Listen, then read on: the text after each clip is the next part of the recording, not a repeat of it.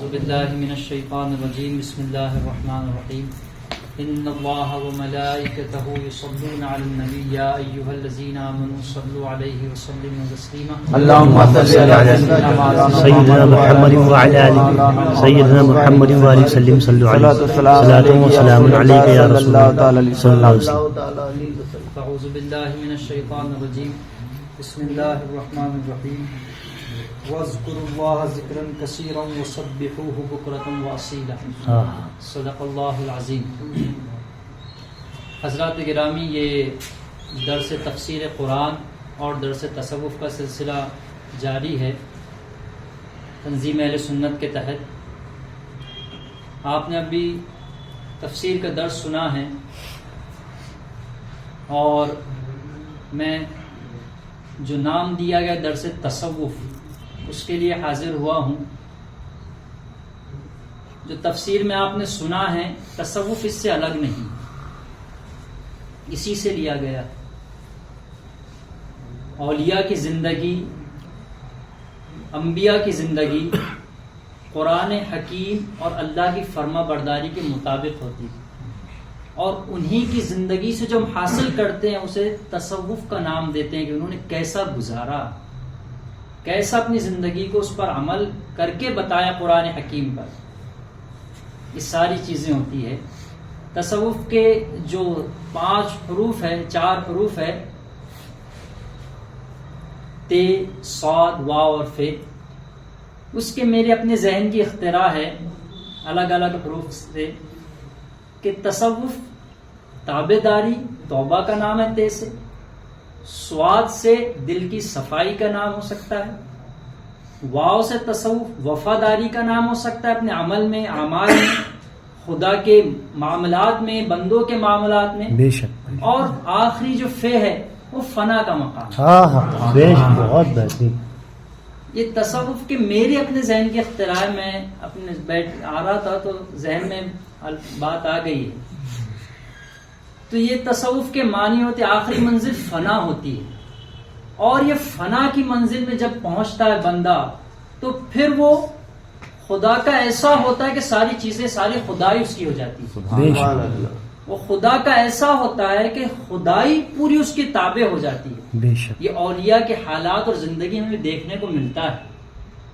میں محبت الہی ماہ رجب شروع ہے، اس میں توبہ اور اللہ کی رضا اور محبت کی بہت ضرورت ہوتی ہے کہ اب شعبان ہے پھر رمضان ہے. سیدنا عبد القادر جیلانی نے اپنی کتاب منزل طالبین میں کہا ہے کہ رجب بیج بونے کا مہینہ ہے، بیج لگانے کا مہینہ ہے. شعبان اس کو پانی دینے کا مہینہ ہے، سیراب کرنے کا، اور رمضان اس سے پھل حاصل کرنے کا مہینہ ہے. تو یہ بتایا کہ رمضان کی تیاری رجب سے شروع ہونی چاہیے، کہ رجب میں توبہ اور استغفار کر کے اللہ کی محبت میں ڈوب کر اپنے آپ کو گناہوں سے بچا کر شعبان میں داخل کرو، اور پھر شعبان میں جو رجب کی توبہ ہوئی ہے اس پر استقامت سے عمل کرو، اور پھر رمضان میں اس کے پھل حاصل کرو، پھر عبادت میں لذتیں حاصل کرو. یہ رجب کا یہ چیزیں ہوتی ہے. محبت الہی، اللہ کی محبت بندے کے لیے بہت ضروری ہے. اللہ اپنی محبت سے ہم کو سرشار کرے. آمین آمین. کیونکہ اللہ جو اپنے بندوں سے محبت کرتا ہے اس کی کوئی جواب نہیں ہے اس کا. اللہ اپنے بندوں سے 70 ماؤں سے زیادہ پیار کرتا ہے. بے شک. 70 ماؤں سے زیادہ پیار کرتا ہے. کیونکہ ہم دیکھتے ہیں کہ اگر ماں باپ کوئی نافرمانی دیکھے تو ماں باپ ڈانٹ دیتے ہیں، مار دیتے ہیں، لیکن اللہ اپنے بندوں کی نافرمانیاں دیکھتے رہتا ہے. نمازوں کی قضائیں، نافرمانی ہیں، لیکن اللہ نے کبھی ناشتہ نہیں روکا ہمارا، کبھی خدا نے کھانا نہیں روکا، صحت سے رکھ رہا ہے. یہ تو چیز ہے، اللہ کھانا پینا دے رہا ہے، لیکن سب سے بڑی چیز اللہ نے ہمارے گناہوں کو چھپا کے رکھا. اللہ اکبر. پردہ ڈالے رکھا ہے کہ گناہ ایسے ہے کہ اگر لوگوں کے سامنے آ جائے تو منہ دکھانے قابل نہ رہے. اللہ نے ہمارے گناہ کو چھپا کر ستار ہے، گناہ کو چھپانے والا، عیبوں کو چھپانے والا. یہ کتنا بڑا فضل ہے اس کا کہ آج ہم لوگوں کے سامنے چوکھے بنتے ہیں، لیکن خدا دلوں کے حال کو جانتا ہے، اس نے چھپا کے رکھا ہے. اور اللہ حشر میں ہمارے پردہ رکھے گناہوں آمین کا. آمین اللہ ہمارے گناہوں کو معاف کرے اور ہمیں توبہ کی توفیق عطا کرے، ایسی توبہ جو توبۃ النصوح ہمیں اس پر استقامت عطا کرے. خدا نے جن بندوں کو اپنی محبت عطا کی ہے ان کا حال اندازہ کریے آپ کہ ایک مرتبہ حضرت عیسیٰ علیہ السلام ایک جگہ سے گزر رہے تھے. ایک نوجوان باغ کو پانی دے رہا تھا.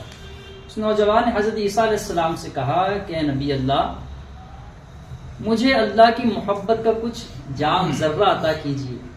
حضرت عیسیٰ نے کہا تو اس کا متحمل نہیں ہو سکتا، تو اس کو برداشت نہیں کر سکے گا. تو کہا، اس نے جب ضد کی تو کہا آدھا ذرہ اللہ کی محبت کا. تو حضرت عیسیٰ نے دعا کی اور پھر دعا کی، اسے جو عطا ہوا، اور پھر حضرت عیسیٰ علیہ السلام وہاں سے گزر گئے. کئی دنوں کے بعد پھر اسی راستے سے جانا ہوا تو لوگوں سے اس جوان کے بارے میں پوچھا تو لوگوں نے کہا وہ تو دیوانہ ہو گیا ہے، یہاں آبادی کو چھوڑ کر جنگل میں پہاڑ پر اپنا بسیرا کر لیا.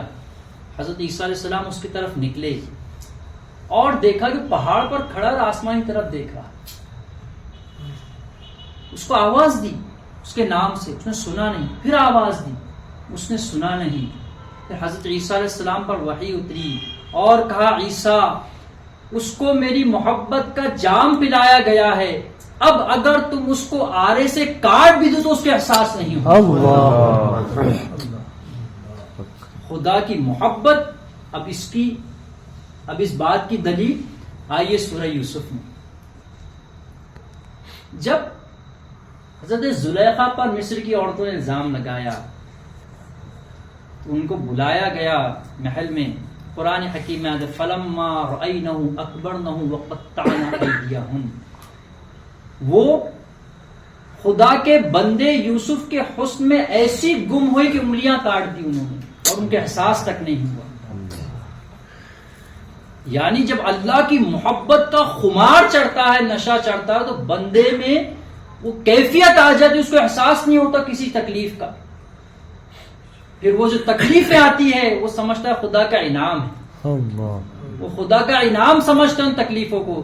مولا کائنات علی مرتضیٰ رضی اللہ تعالیٰ عنہ سے کسی نے پوچھا کہ ہم پر جو مصیبتیں آتی ہے کیسے پتا ہو کہ ہمارے لیے عذاب ہے یا ہمارے لیے آزمائش ہے؟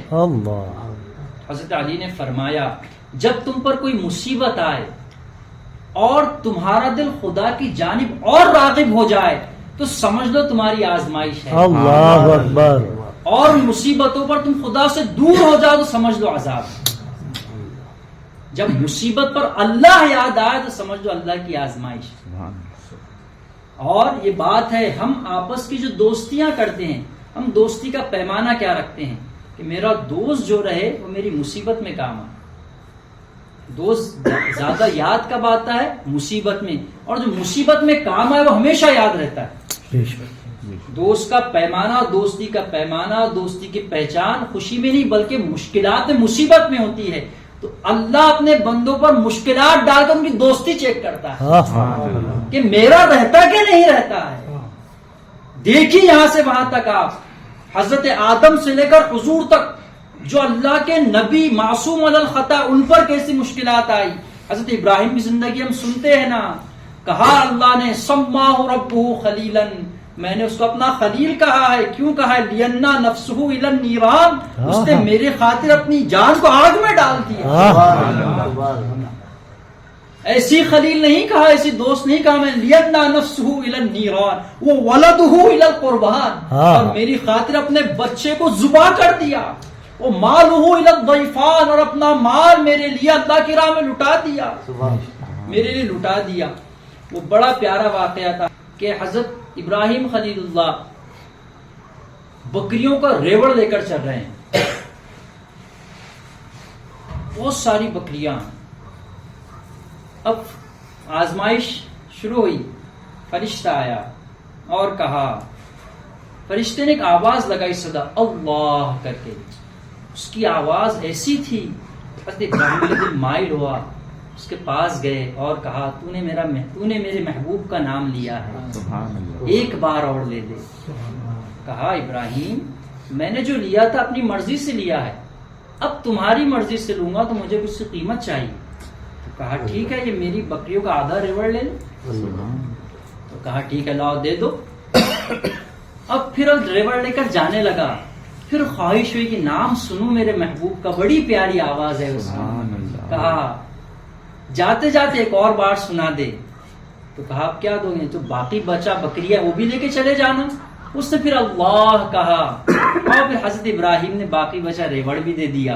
اب کھڑے ہیں، وہ ریوڑ لے کر جا رہا ہے، اب دل نہیں بھر رہا ہے کہ اور سنوں، آواز دیے ذرا رک جا، ایک بار اور سنا دے۔ تو کہا تمہارا سارا مال تو دے دیا تم نے، اب کیا ہے؟ تو کہا کوئی بکری چرانے والا بھی تو چاہیے، مجھے لے کے چلے جانا۔ تو پھر سماہ ربہ خلیلاً، یہ بات ہوتی ہے کہ اللہ نے کیسا آزمایا۔ تو محبت الہی جب ہوتی ہے انسان کو، تو انسان کی تکلیفیں پریشانیاں اس کو خدا کا انعام لگتی ہے۔ جو تکلیفیں آتی ہے، پریشانی آتی ہے، اور جب بندہ اس کا ہو جاتا ہے نا، وہ ایک حضرت موسیٰ علیہ السلام کے زمانے کا واقعہ ہے، میں جلدی ختم کر دوں گا، کہ ایک عورت تھی، اس کو اولاد نہیں تھی۔ اس نے کہا موسیٰ علیہ السلام سے کہ دعا کیجئے، ذرا دیکھیے لوح محفوظ پر اولاد ہے نہیں ہے۔ تو حضرت موسیٰ علیہ السلام نے بات کی اور لوح محفوظ پر دیکھا تو کہا تھا کہ قسمت میں اولاد نہیں ہے۔ بیچاری روحان سی ہوگی، بیٹھی رہی۔ اب ایک فقیر جاتا ہے اور آواز صدا لگاتا ہے، ایک روٹی دو، ایک اولاد دو۔ وہ جب آواز سنتی ہے تو اپنے گھر سے روٹیاں لاتی ہے، 7 روٹیاں فقیر کو دیتی ہے۔ کچھ سالوں بعد، کچھ دنوں بعد، حضرت موسیٰ کا اس راستے، اس گھر سے اور گزر ہوتا ہے، تو اس کے آنگن میں بچے کھیلتے ہوئے نظر آتے ہیں۔ حضرت موسیٰ کہتے ہیں کہ بچے کس کے ہیں؟ کہا موسیٰ یہ میرے بچے ہیں۔ تو کہا تم نے کہا تھا میری قسمت میں اولاد نہیں ہے، یہ دیکھو۔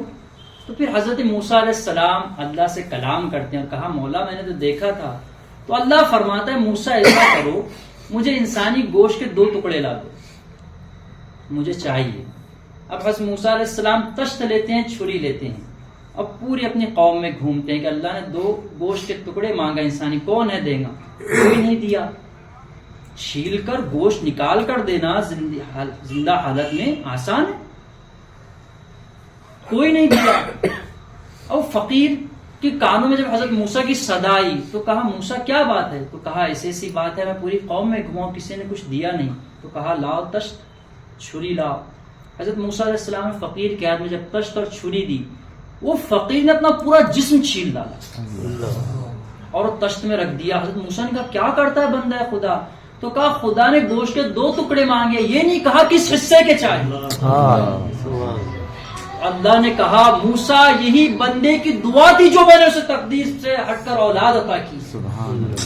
تو کسی شاعر نے کیا خوب کہا اس بات پہ، شعر پر اپنی بات ختم کر دوں، مٹا کر اپنی ہستی کو سراسر جستجو ہو جا، مٹا کر اپنی ہستی کو سراسر جستجو ہو جا، جو تو چاہے گا وہ ہوں گا، جو وہ چاہے وہ تو ہو جا۔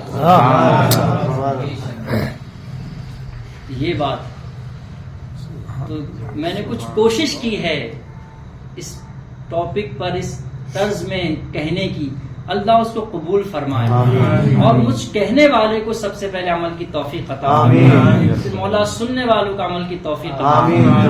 اللہ ہمارا اصلاح حال فرما، اللہ ہمیں تیرے اور تیرے رسول کی اطاعت اتباع کی توفیق عطا فرما۔ صلی اللہ تعالی علی خیر خلقہ نور عرشہ محمد وعلی آلہ واصحابہ اجمعین برحمتک یا ارحم الراحمین۔